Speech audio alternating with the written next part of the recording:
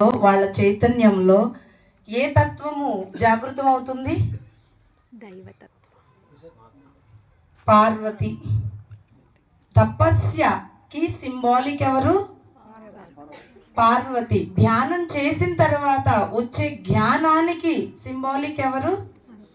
సరస్వతి. అంటే ధ్యానం చేయగా మన బుద్ధి వికసించి మన కణంలో ఉన్న సరస్వతి తత్వము జాగృతం అవుతుంది. అంతే కదా?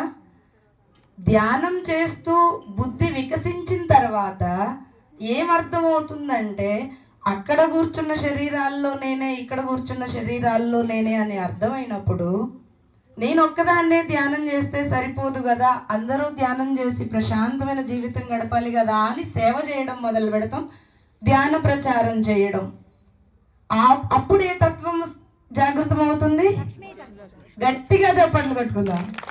లక్ష్మీ తత్వం.